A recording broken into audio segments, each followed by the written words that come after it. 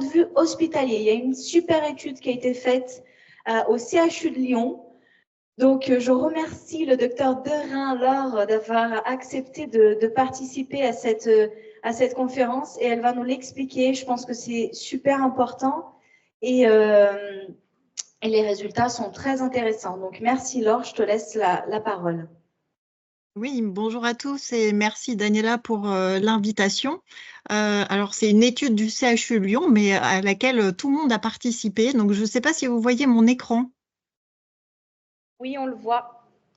et les diapositives, mais vous ne devez pas voir le diaporama, c'est ça? Est-ce que là, ça va mieux?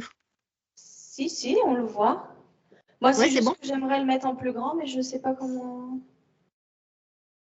Mais ici, en tout cas, en présentiel, on le voit. Ok, eh ben parfait. Donc, Voilà, c'est on bon. est parti. Donc, sur le point de vue hospitalier, donc de la gestion des ruptures des DMI et le retour sur une enquête qui a été menée donc auprès des correspondants locaux de matériaux et de réactovigilance. Alors, le contexte de l'enquête, il est né, alors comme dans beaucoup d'établissements, finalement, on a eu plusieurs cas de matériaux-vigilance graves en lien avec un DMI, mais enfin pas seulement, mais comme là, votre journée, elle est concentrée sur les DMI, on va parler que de la partie DMI. Et donc, à chaque fois, on s'est posé la question, est-ce qu'on doit informer le patient? Donc, si on écoute bien tout ce qui nous a été dit jusqu'à maintenant, bah, finalement, oui, on doit informer le patient, mais on doit l'informer, mais comment? Est-ce qu'on fait une information orale auprès du patient? Est-ce qu'on doit tracer cette information? Est-ce qu'on doit faire un consentement écrit du patient pour savoir ce qu'on fait du dispositif explanté? Est-ce que le simple fait de le noter dans le livret de l'accueil que peut-être potentiellement, si jamais on doit lui explanter son dispositif, il fera l'objet d'un envoi auprès du fabricant. Est-ce que ça suffit ou pas? Finalement, on n'a pas de réponse à ces questions. Et puis, est-ce qu'on peut redonner le DMI au fabricant pour une expertise? Finalement, quand on questionne la NSM dit oui, vous pouvez le redonner, et il faut le redonner au fabricant et on comprend dans un objectif finalement de sécurité et dans un objectif de sécurité collective, c'est important. Pour autant, pour respecter le droit du patient, eh bien, si celui-ci a fait des démarches auprès des démarches judiciaires, eh bien là, on nous dit qu'il ne faut pas le redonner au fabricant. Et ça, ces démarches, on n'est pas toujours au courant en tant que correspondant local de ces démarches qui peuvent ou non être entreprises. Ensuite, est-ce qu'il faut désinfecter ou stériliser le DMI et si oui, comment? Ben ça, on en a longuement parlé, donc je ne reviendrai pas dessus, parce qu'effectivement, il y a un biais aussi en termes après d'analyse du dispositif, si jamais on est amené à le modifier au moment où on va le traiter. Et puis enfin, si le fabricant ne vient pas le récupérer, combien de temps on doit conserver les DMI? On a tous effectivement des prothèses mammaires implantables sur nos rayons, mais on n'a pas que ça et il y en a qu'on a depuis des mois, voire des années. Donc, voilà, pas de contexte réglementaire autour de toutes ces questions. Et puis finalement, on prend un peu des décisions au cas par cas. Et en parallèle, finalement, à toutes ces déclarations et toutes ces questions qu'on se pose, on a eu un retrait de l'eau initié par le laboratoire Abbott concernant les stimulateurs cardiaques Assurity et Indurity dont on a déjà parlé. Donc avec l'alerte qui avait été faite par Abbott en juillet de retrait de l'eau. Et puis en août, le 11 août, Abbott 2022 nous avait donné les instructions sur la prise en charge des patients qui avaient été implantés et donc la nécessité de revoir ces patients et d'envisager de faire une explantation et de réimplanter ces patients.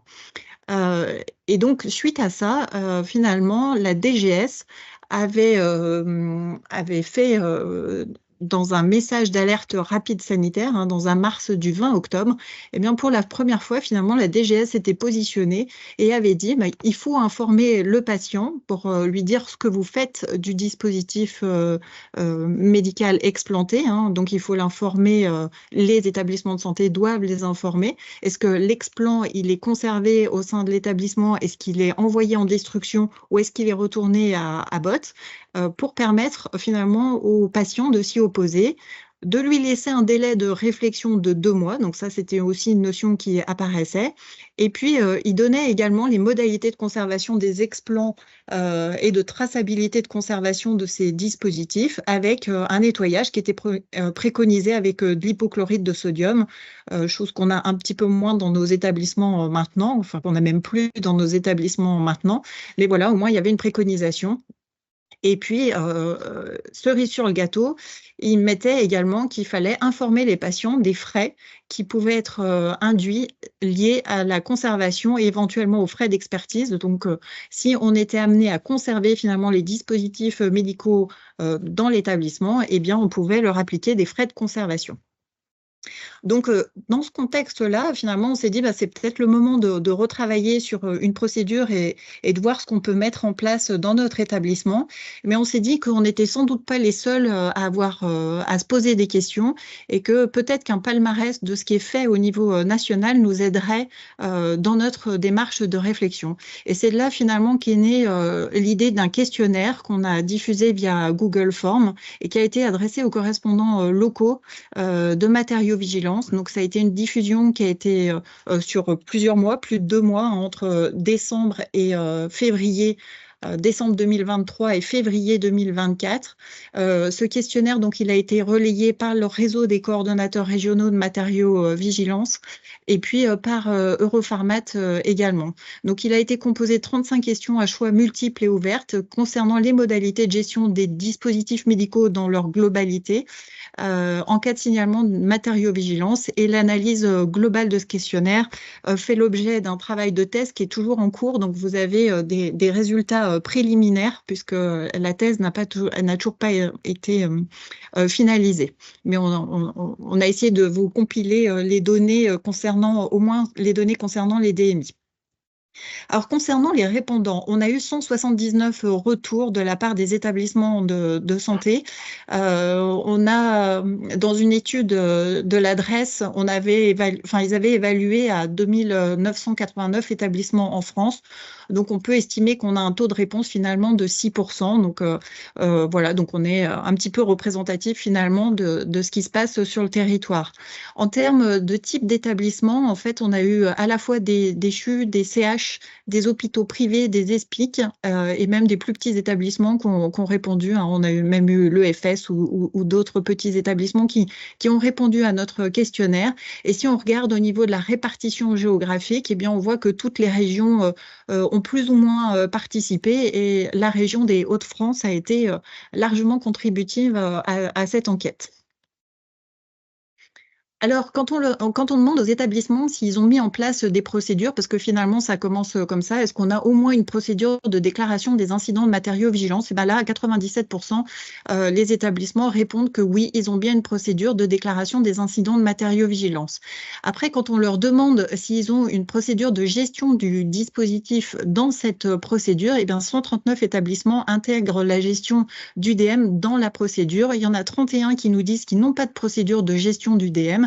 Et 4 répondants finalement qui nous disent ne pas savoir ce qui est fait au niveau de leur établissement. Alors, quand on regarde spécifiquement sur les DMI et la prédésinfection décontamination des explants, on voit que finalement, on a 56% des établissements qui font cette pré-désinfection décontamination, soit toujours, soit souvent, soit rarement, et que finalement, il y en a quand même encore 4% qui ne savent pas ce qui est fait au niveau de leur établissement.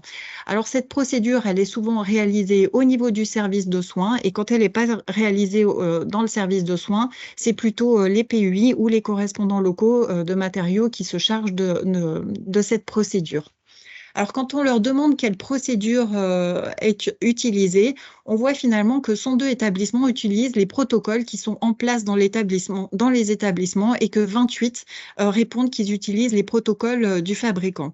Et quand on interroge les établissements sur la raison pour laquelle éventuellement ils ne font pas de pré-désinfection ou décontamination ou ils la font que très rarement, eh bien le fait de ne pas modifier le DMI finalement est revenu dans 42 cas. Et puis dans 48 cas, on nous fait également le retour de procédures qui seraient imprécises ou absentes concernant la gestion de ces explants. Et puis, on a aussi quelques établissements, donc 4, qui nous ont dit attendre les directives du fabricant. Et puis après, on a eu des choses un peu plus attendues, comme le manque de temps, les locaux qui ne seraient pas adaptés, et puis l'absence de matériel ou de produits adaptés. Juste pour l'anecdote et puis pour un peu illustrer, donc ça sort du cadre de l'étude, mais une année, on avait un fabricant qui avait demandé de désinfecter, qui avait fait une note d'information et demandé de désinfecter des cuves de CEC avec des détergents désinfectants qui n'étaient pas disponibles sur le marché français. Donc c'est vrai que parfois, on se retrouve avec des situations qui sont difficiles à mettre en place dans les établissements de santé. Alors, alors ça, on l'a déjà vu. Alors, concernant le stockage des DMI, parce qu'on nous a dit, l'assureur nous dit il faut les garder et l'avocate nous dit, mais si vous les gardez, vous en êtes responsable. Et donc, quand on les garde, finalement, on les garde à 66% dans les pharmacies et finalement, il n'y a que 15% qui les mettent dans des armoires fermées à clé ou avec des codes. Et le plus souvent, finalement, ça reste dans les locaux à accès limité. Donc, c'est vrai que les PUI sont effectivement des locaux à accès limité.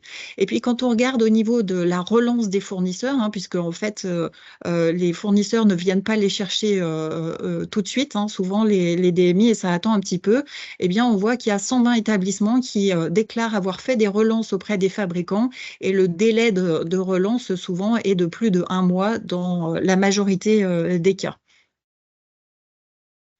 En ce qui concerne l'information qui est faite aux patients en cas d'incident grave, alors, un résultat qui, moi, m'a surpris, c'est que finalement, on s'aperçoit, et ça a bien corroboré ce que nous a dit l'assureur ce matin, c'est qu'on s'aperçoit que finalement, il y en a beaucoup qui ne savent pas ce qui est fait dans l'établissement. Donc, ça montre quand même un manque d'information au sein de l'établissement, puisque dans 46% des cas, on nous dit ne pas savoir si le patient il est informé ou pas de l'incident grave. Et quand il est informé, dans 41%, ils ne savent pas si oui ou non le devenir du dispositif de l'explant est évoqué aux patients. Par contre, quand c'est fait ou souvent, quand c'est toujours ou souvent fait, on est à 42% en termes d'annonce aux patients d'un incident grave et on voit que dans 15% des cas, finalement, le patient est informé du devenir de son explant. Alors, quand on regarde après comment le patient il est informé du devenir de son explant, eh bien, la majorité des établissements, finalement, utilisent une information orale qui est transmise dans le dossier, mais on voit d'autres solutions qui sont proposées, soit le livret d'accueil, soit le formulaire, un formulaire de consentement qui est signé par le patient, soit une information orale, mais qui, cette fois-ci, n'est pas tracée dans le dossier, soit par mail ou par courrier au patient. Il y en a qui nous ont proposé d'autres solutions.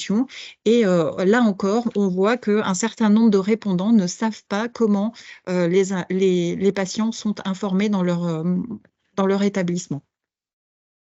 Alors, en ce qui concerne la conservation des DMI, donc 17% des répondants déclarent avoir mis en place un délai maximum de stockage des DMI, délai au-delà duquel, eh bien, ils éliminent le dispositif. Et vous voyez que, en fait, la majorité d'entre eux, en fait, les éliminent à plus de 1 an. Donc, ça veut dire que pendant plus de 1 an, finalement, on garde des dispositifs médicaux dans nos placards, souillés ou pas souillés. Voilà, donc ça demande de la place. Et justement, quand on demande aux établissements quelles sont les difficultés qu'ils rencontrent pour la conservation de ces DMI et pour la gestion de ces dispositifs, de ces explants, eh bien, on a comme réponse donc l'absence de retour des laboratoires après plusieurs relances, donc des laboratoires qui ne viennent pas récupérer leurs dispositifs ou alors des laboratoires aussi qui ne donnent pas les procédures de gestion de l'explant qui est à disposition des PUI, des interlocuteurs qui sont mal identifiés, donc de la même façon finalement que les fabricants ont du mal à trouver les correspondants locaux et diffuser l'information auprès des correspondants locaux, et bien on a du mal nous aussi à identifier les interlocuteurs au sein des fabricants. On voit également des problèmes de transport avec des transporteurs qui arrivent dans le mauvais service, qui arrivent trop tôt par rapport à la déclaration et donc les colis qui ne sont pas prêts. Et puis, On en a parlé tout à l'heure également, les DMI qui sont souillés, qui sont compliqués à reprendre, puisqu'en fait, il y a certains fournisseurs qui ne veulent pas les récupérer. On a également le délai de prise en charge des fournisseurs qui est long, parfois supérieur à 1 an, où on a le fournisseur qui se réveille et qui vient récupérer son dispositif. Donc tout ça, ça concourt aux difficultés. Et puis, il est également rapporté les DMI qui ne sont non conservés par les services, mais là, pour le coup, c'est vraiment une information à transmettre dans les établissements et dans les unités de soins, qu'il est vraiment très, très important de conserver dans la mesure du possible les dispositifs qui sont impliqués dans des incidents.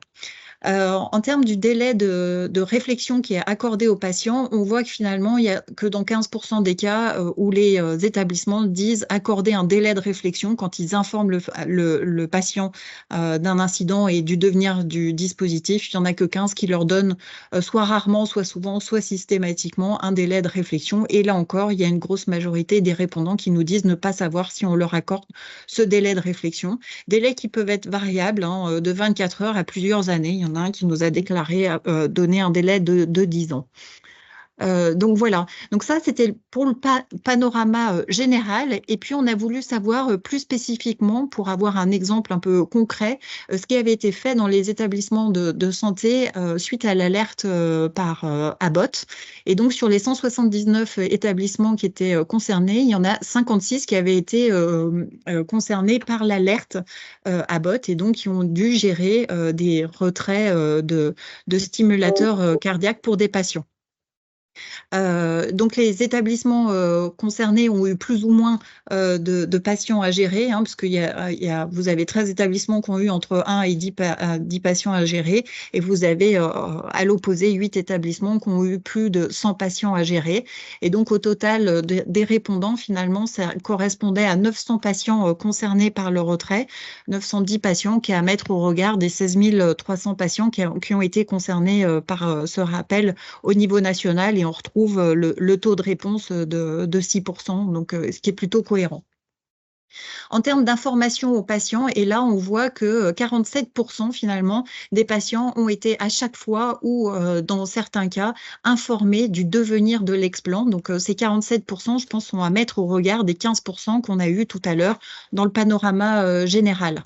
Et on retrouve encore, je ne sais pas, dans la gestion du devenir des implants pour les patients. Alors, quand les patients ont été finalement informés du devenir de l'explant, majoritairement, ça s'est fait par consentement écrit ou par une information orale qui a été tracée dans le dossier. Mais il y a eu d'autres modes, comme des courriers avec une demande de réponse ou sans demande de réponse, et des informations orales qui n'ont pas été tracées dans le dossier. Et puis, on voit également que dans 67% des cas, on a laissé un délai de 2 mois aux patients pour pouvoir répondre. Donc, on a bien répondu aux souhaits finalement du ministère. Sur les 27 établissements qui ont informé les patients en leur laissant la possibilité de réponse, 5 établissements disent avoir eu un retour de la part des patients, 6 ont indiqué ne pas avoir de retour, et 16 établissements ne savaient pas s'il y avait eu un retour ou pas du patient. Concernant l'impact du MARS, puisque je ne sais pas si vous vous souvenez, mais il y a eu un délai entre les premiers explants des patients, puisque l'alerte est tombée en août, et en fait, on a eu la conduite à tenir mi-octobre. Donc, on a voulu savoir si si le MARS avait eu un impact sur la façon de gérer dans les établissements de santé, et les établissements ont répondu non à 70%, dans 70% des cas, et s'étaient déjà mis en ordre de marche. Alors, quand on regarde le devenir des stimulateurs Abbott, on voit que 50% des retours des explants ont été faits auprès du fabricant, et qu'on a 4 établissements qui ont éliminé des stimulateurs cardiaques. Donc, c'est des stimulateurs qui n'ont ni été remis à Abbott, ni été remis aux patients. On a 45% au moment de l'enquête, 45% des établissements qui détenaient toujours des stimulateurs cardiaques dans leur établissement, et 13% qui ne savaient pas s'ils avaient toujours des stimulateurs cardiaques dans leur établissement. On a 4 établissements qui avaient également rendu le dispositif aux patients à la demande du patient. Quant à la facturation aux patients de la conservation des explants, aucun établissement déclare l'avoir mis en place. 75% nous disent de façon certaine ne pas l'avoir mis en place. Et là encore, 25% ne savaient pas si cette information, enfin, si oui, cette facturation avait été mise en place ou pas. Alors, bien sûr, c'est un questionnaire, hein, et donc c'était des choix, c'est des choix relativement ouverts. Donc, c'est basé sur du déclaratif et sans doute il y a un biais à ce niveau-là. Mais il a le mérite quand même de poser le cadre et puis de montrer quand même quelques difficultés qui sont rencontrées. Et puis, finalement, concernant l'organisation de la prise en charge des DMI dans le cadre des déclarations d'un point de vue global, on voit qu'il y a une méconnaissance de l'information qui est délivrée aux patients de la part des répondants. 10% déclarent informer les patients du devenir de l'explant en cas d'incident grave, donc c'est relativement peu finalement. Et puis, les modalités d'information qui sont très variables, mais sans doute avec le manque de cadre qui accompagne tout ça. Et donc, on peut dire qu'il y a quand même un manque de conduite à tenir et un manque de conduite à tenir au niveau national qui aiderait, et puis un défaut de communication en interne, puisqu'on voit bien que finalement, tout le monde n'est pas au courant de ce qui se passe dans l'établissement. Et pour rappel, en fait, le MARS avait été à destination des directeurs d'établissement, alors que les consignes, le retrait de l'eau a été transmis aux correspondants locaux de matériaux-vigilance et parfois, du coup, les informations sont un peu disparates et ont du mal à se mettre bien en face dans nos établissements de santé. Alors, concernant la désinfection de l'explant, donc on voit bien qu'elle est non systématique et normalement, elle devrait se faire selon les modalités transmises par le fabricant. Hein, c'est ce qu'on nous rappelle et c'est ce que redit le règlement européen. Mais en fait, on se rend compte qu'il est réalisé majoritairement selon les protocoles des établissements. Donc, il y a un risque de biais lors de l'expertise. Et là encore, on voit des conduites à tenir qui sont non homogènes par les fabricants. Tous ne donnent pas les mêmes consignes. Donc, ça rejoint la remarque de Yves tout à l'heure, hein, qui disait ce serait bien qu'on ait quelque chose d'homogène et de facile à mettre en place. Et le problème de mise à disposition des détergents désinfectants pour des protocoles des fournisseurs. C'est vrai que le nettoyage à l'eau de Javel dans nos établissements, ça ne me paraît pas ce qu'il y a de plus recommandé en termes de mise en place. On voit également l'absence de récupération des explants par le fabricant, donc des procédures variables de relance des fabricants qui est soit variable, soit inexistante, avec des délais qui sont parfois supérieurs à 1 an, et des problématiques de stockage. Dans quelles conditions, comment est-ce que les prothèses PIP qui seront analysées 10 ans après avoir trempouillé dans le formol, est-ce qu'on arrivera quand même à définir quelque chose ou à en tirer une information quelconque, je ne sais pas. Et la nécessité de définir un délai de conservation, c'est vrai que ce serait quand même pas mal que le législateur il nous aide et il nous dise au-delà d'un certain temps, on peut dire qu'on jette les dispositifs médicaux. Bien sûr, ça n'empêchera pas de tracer ce qui est fait, mais ça permettra d'avoir un cadre. Alors, concernant l'alerte à Abbott, au-delà du décalage temporel entre le moment où ça sort et les recommandations, on a au moins eu des recommandations. Et on peut dire que finalement, globalement, quand on regarde ce qui est fait pour le laboratoire, enfin, dans le cadre de cette alerte par rapport à ce qui est fait en règle générale, ce qui est déclaré être fait en règle générale, on voit bien que l'information patient est un peu meilleure dans le cadre de l'alerte Abbott, et ce qui permet de se dire que finalement, quand on a des consignes un peu plus précises, alors c'est peut-être une extrapolation hein, de l'interprétation, mais finalement, on voit que quand on a des consignes, eh bien, on est en capacité aussi de les mettre en place, même si on voit bien qu'on n'a pas une exhaustivité de l'information. Et concernant l'étude dans sa globalité, eh bien, je ne reviendrai pas sur le manque de communication dont on a déjà parlé, le manque de procédures et de cadres réglementaires, et le manque de temps de personnel et d'espace de stockage. Christophe Macré en a parlé juste avant moi, mais c'est une réalité dans les établissements de santé. Et puis, la difficulté qu'on peut avoir avec les fabricants, alors pas tous, hein, bien évidemment, mais sur les modalités, les délais de reprise, les interlocuteurs qui ne sont pas toujours faciles à trouver, et puis l'absence de retour qui parfois démotive aussi les correspondants locaux. Donc, en conclusion, on peut dire que cette étude, elle permet quand même de glisser un panorama, de faire un panorama des organisations qui sont mises en place, avec un manque de cadres et du coup qui conduit à différentes organisations qui sont mises en place, mais encore une fois, une capacité d'adaptation en cas de besoin. Et si on devait émettre des recommandations, eh bien, ce serait bien que ces recommandations, elles prennent en compte les contraintes des établissements en termes de manque de temps, d'espace, et qu'on puisse travailler tous ensemble pour avoir des recommandations un peu plus global. Alors, moi, je vois quand même le rétexte SMQ, DMI et l'alerte à bot comme finalement des opportunités pour travailler sur le sujet, puisque finalement, il y a déjà des choses qui ont été faites. Donc, appuyons-nous là-dessus et profitons-en pour revenir auprès de nos directions au sein de nos établissements de santé de façon pluridisciplinaire, parce qu'effectivement, c'est des choses qu'on ne peut pas faire tout seul dans notre coin en tant que correspondant local ou alors en tant que pharmacien dans notre PUI. C'est vraiment des décisions qui doivent être institutionnelles. Donc, il faut mettre autour de la table le correspondant local, la PUI, la direction des affaires juridiques, les chirurgiens, médecins qui sont concernés finalement, parce que c'est quand même eux qui vont annoncer ça aux patients et ce serait bien qu'ils communiquent avec nous sur ce qu'ils font. Les directions de l'établissement, on rappelle que c'est quand même eux qui vont aller expliquer ce qui est fait au juge, hein, si on en croit ce qui nous a été dit ce matin. Et puis, ne pas oublier les représentants des usagers. Et puis, je terminerai en disant qu'il faut quand même respecter un certain équilibre. Donc, on a bien entendu le droit du patient et c'est fondamental et c'est très important. Et il faut rappeler quand même l'intérêt collectif, parce qu'on travaille quand même pour ça en matériovigilance, l'intérêt collectif de l'expertise d'un DMI impliqué dans un incident grave, et que en fait, ce qu'on souhaite avant tout, c'est trouver la cause pour éviter qu'elle ne resurvienne. Donc, cet intérêt collectif, pour moi, il est important. Voilà, et puis j'en profite pour remercier toute la région Hauts-de-France d'avoir participé à notre enquête. Merci beaucoup, Laure.